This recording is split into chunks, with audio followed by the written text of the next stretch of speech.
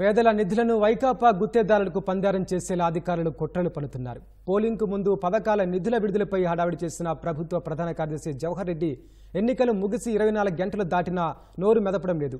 వైకాపా మళ్లీ అధికారంలోకి రాదని తెలిసి సొంత వారికి నిధులిచ్చేలా అడుగులు వేస్తున్నారని విమర్శలు వినిపిస్తున్నాయి.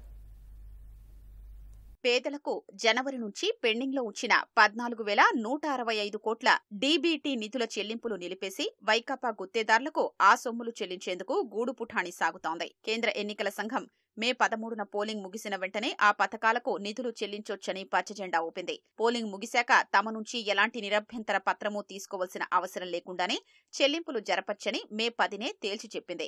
జనవరి నుంచి మే మొదటి వారం వరకు సంక్షేమ పథకాల సొమ్ములు లబ్ధిదారులకు చెల్లించకుండా ఆపి సరిగ్గా పోలింగ్ ముందు చెల్లించకపోతే భూమి తిరగడమే ఆగిపోతుందన్నట్లుగా హడావిడి చేసిన ప్రభుత్వ పెద్దలు ఇప్పుడు ఎందుకు స్పందించడం లేదు?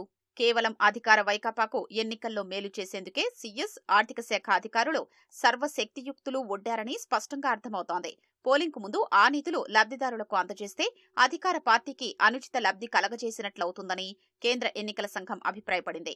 అయితే వైకాపా నాయకులు అధికార పార్టీ అనుకూల వర్గాలతో హైకోర్టులో పిటిషన్లు వేయించి విపక్షాలతో పాటు కేంద్ర ఎన్నికల సంఘంపైన నోరు పారేసుకున్నారు. కానీ పోలింగ్ పూర్తయి 24 గంటలు గడిచినా ఇంతవరకు లబ్ధిదారులకు నిధులు జమ చేసే ప్రయత్నమే చేయలేదు. అయితే ఎలాగూ పోలింగ్ ముగియడంతో ఆ డబ్బును వైకాపా అనుకూల గుత్తేదారుల బిల్లులకు చెల్లించే ప్రయత్నాలు ముమ్మరమయ్యాయి.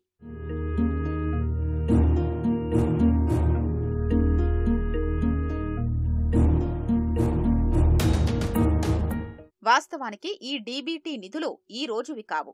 జనవరి నుంచి మార్చి 14 వరకు వివిధ సంక్షేమ పథకాల కింద జగన్ బటన్ నొక్కినట్లు బిల్డప్ ఇచ్చిన నిధులే. అయితే పోలింగ్ ముందు మాత్రమే లబ్ధిదారుల ఖాతాల్లో వెయ్యారనే కుట్రతో మే నెల ప్రారంభం నుంచి అధికార యంత్రాంగం అందుకు అవసరమైన నిధుల సమీకరణ ప్రయత్నాల్లో తలమునకలైంది. బహిరంగ మార్కెట్ నుంచి దాదాపు 3,000 కోట్లు సమీకరించింది. మినరల్ డెవలప్మెంట్ కార్పొరేషన్ ద్వారా 7,000 కోట్ల సమీకరణకు ఏర్పాట్లు చేసింది. రిజర్వ్ బ్యాంకు కల్పించే వేస్ అండ్ మీన్స్ చెల్లింపుల వెసులుబాటు వినియోగించుకుని లక్షల మంది లబ్ధిదారుల ఖాతాల్లో ఎన్నికల ముందు జమ చేసి తమ పార్టీకి లబ్ధి చేకూర్చేలా చూసుకోవాలనుకున్న జగన్ పన్నాగానికి సీఎస్, ఆర్థిక శాఖ అధికారులు వంతపాడారు. అయితే జనవరి, ఫిబ్రవరి, మార్చి నెలల్లో ఈ డీబీటీ పథకాల చెల్లింపులకు అనువైన ఆర్థిక పరిస్థితి ఉన్నా లబ్ధిదారుల ఖాతాల్లో వెయ్యలేదని ఎన్నికల సంఘం గుర్తించింది. అప్పుడంతగా హడావిడి చేసిన సీఎస్ జవహర్ రెడ్డి ఇప్పుడు చప్పుడు చేయకపోవడంలోని ఆంతర్యం ఏమిటో అర్థం చేసుకోవచ్చు.